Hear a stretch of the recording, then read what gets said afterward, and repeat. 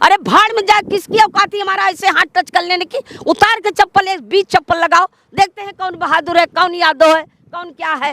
तो आप ये कह रही थी कि यदि ब्राह्मण महिलाओं का हाथ पकड़ा गया तो ब्राह्मण महिला को चप्पल उठा के यादववादियों को मार देना चाहिए पर चोटिया कहे का काटिन, सबसे बड़ा चोटिया में बखेड़ा उदा, और मुंह छिड़कने के लिए बताओ कितने लोग कमेंट्स कर रहे हैं। हाँ। तो हमें इतनी शर्म आती है, बताओ। वो एक महिला है, हम भी महिला हैं। क्या आपको लगता है कि कोई महिला इस तरीके से मूत्र का छिड़काव करेगी? महिलाएं तो बहुत खराब काम कर जाती है, ये कहाँ से गारंटी ले बैठा आपने। हाँ। जब एक महिला सीमेंट में अपने आदमी को छाप सकती है, हाँ। तो मुंह कोनो बहुत बड़ी बात है। उत्तर प्रदेश के यादव कथावाचक से बदसलूकी का जो कुछ मामला था, मामले में आज गुलाबी गैंग की एंट्री होती है। ये वो गुलाबी गैंग है जिनके नाम से कभी डाकू भी थर थर कांपते थे। महिलाओं की एक पुरानी गैंग गुलाबी गैंग का आज आगमन हुआ। गुलाबी गैंग से जुड़ेंगे, बातचीत करने का प्रयास करेंगे। मैम, आज आप आई थी उत्तर प्रदेश के इटावा में, यादव परिवार से मिलने गई, ब्राह्मण परिवार से मुलाकात नहीं हो पाई आपकी। देखिए, ब्राह्मण परिवार से मिलना था, यादव से मिलना था, दोनों परिवार से मिलना जी था। जी, तो मैं वहाँ गई, जब मुकुटमणि यादव के वहाँ ढूंढते ढूंढते तो मिला, वो बहुत दूरी है। हाँ। फिर वहाँ गए तो सब लोग आए, फिर हमने उनसे पूछा तो अपनी बात रखा उन्होंने कि हमारे 15 साल से कथावाचक हैं, पूरा दुनिया जानता है, सब लोग जानते हैं। क्या आपकी बात मुकुटमणि यादव से हुई है या उनके परिवार से? नहीं, दोनों लोग नहीं मिले, दोनों फरार हैं। नहीं, फरार नहीं है, वो ये बताया है कि जहाँ हैं वो ठिकाने से हैं, कोई दिक्कत नहीं है। अच्छा। अब वो नहीं बताया तो हम इतना जिक्र भी नहीं किया। हाँ। तो मैं वहाँ ये पूछा कि भाई ठीक है, तुम्हारे आदमी को बदनाम किया ये जा रहा है कि फर्जी आधार कार्ड बनवाया, ये जांच का विषय है। पर उन पंडितों को मैं ये कह रही हूँ कि इतनी बात का लेके इन्होंने बखेड़ा नहीं बनाना चाहिए। भाई कथा सुना, तुम जान गए कि यादव है, ना सुनो, कोई दिक्कत नहीं, पर उनकी चोटी काटना, जैसे मूत का आरोप लग रहा है, अब सोशल मीडिया में है, तो हम तो यही कहेंगे ये कहीं ना कहीं दोनों गलत है, और इनके बुद्धि नाम की चीज नहीं है। दोनों में बुद्धि नहीं। पंडित होते हैं जो बुद्धिमान होते हैं, उनके अंदर सहन शक्ति होती है। अगर कोई उन्हें गाली भी दे लेता है, एक बार वो सह लेते हैं, मुझे पता है पंडितों के बारे में। अगर वो पंडित अगर इतना सहनशील न होते तो देश में राज न करते, मेरी बात सुनो। पर वो महिला के पंडिताई नाम की चीज नहीं है।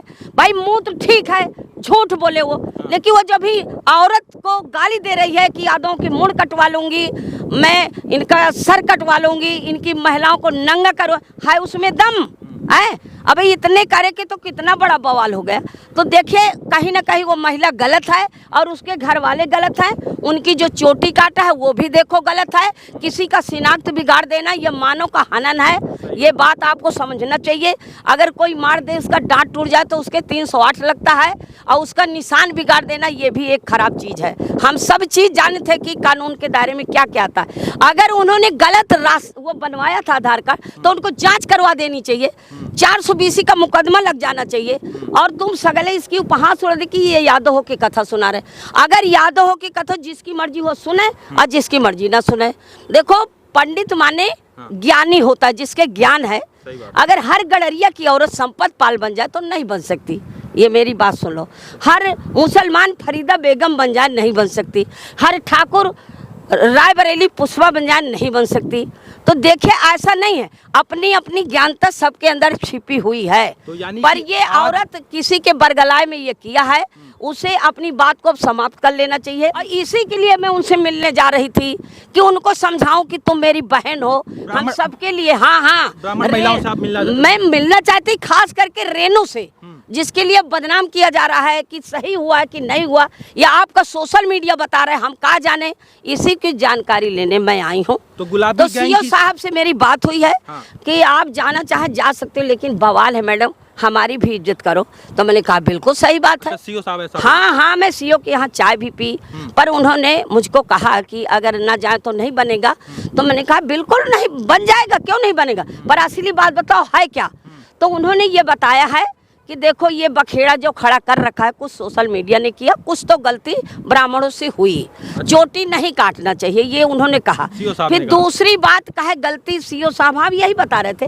पर मैं कह रही हूँ, सीओ साहब तो नहीं कह रहे कि ये गलती महिला कर रही है। उन्होंने ये कहा कि उसको बरगलाया गया है और जो घटना हुई है वो सत्य है। पर दूसरी बात जो कह रहा कि मेरे साथ छेड़छाड़ हुआ, तो मैंने कहा साहब यहो ये अपने आप को कलंक मढ़ रही है।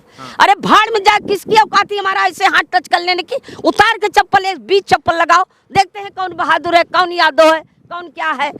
लेकिन मुकदमा दर्ज हो जाता है, चप्पल से मारती है। अरे अपनी ऐसी तैसी में जाए मुकदमा, हमारे हजारों मुकदमा है।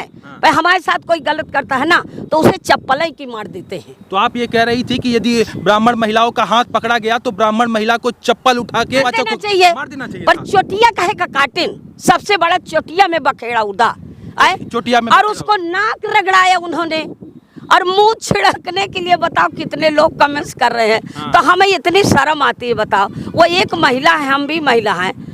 क्या आपको लगता है कि कोई महिला इस तरीके से मूत्र का छिड़काव करेगी? महिलाएं तो बहुत खराब काम कर जाती, ये कहाँ से गारंटी ले बैठा आपने? जब एक महिला सीमेंट में अपने आदमी को छाप सकती है तो मूत कोनो बहुत बड़ी बात है, ये बताओ। ये कह रहे हो कि महिला अगर मूत भी छिड़का है तो किसी के बरगलाने में ही छिड़का है बस। अच्छा, हाँ, कोई न कोई उसको बरगलाया। तो आप ये मानती हैं कि अगर उसको कोई बरगलाए तो उसके ऊपर अच्छी जांच होनी चाहिए, CBI जांच होनी चाहिए, उनके ऊपर मुकदमा होना चाहिए। पर रेणु से मैं निवेदन करती हूँ कि ऐसी गलती अब दोबारा न करे, नहीं पूरा गुलाबी गैंग बकेऔर थाने आएगा और उनको नारी जाति का पाठ पढ़ाएगा कि नहीं ऐसा मत करो। यानी कि आज गुलाबी गैंग की कमांडर संपत पाल के साथ साथ फरीदा बेगम और यहाँ पर क्या नाम है मैम आपका? पुष्पा जी, रायबरेली की पुष्पा जी, यानी कि 3 जिला की तीनों कमांडर आज आकर इटावा में क्या देखी? आप क्या लगता है कि दोषी ये देखी कि ना वो पंडितन की बुद्धि रही ना यादव की बुद्धि रही, कथा सुना।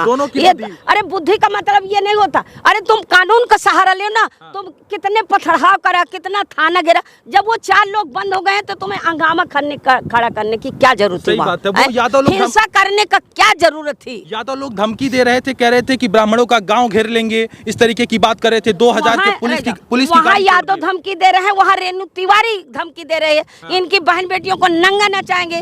किसकी औकात है? न यादव की औकात है, न उसकी औकात है। सुनो मेरी बात, इनका मुंह है तो बक रहे हैं। क्या गुलाबी गैंग इस पूरे मामले पर झगड़ा शांत कराने के लिए क्या कहना? मैं तो यही आई थी कि मैं वहाँ जाऊँ उस महिला के पास, उनको समझाऊं कि देखो मीडिया कोई भी आए सोच समझ के अपने भाषण देना, इसलिए कि ये अपने आप को ये दुश्मनी न मुड़िया लेना, इसलिए कि हर आदमी आजकल छोटा बड़ा कोई है नहीं।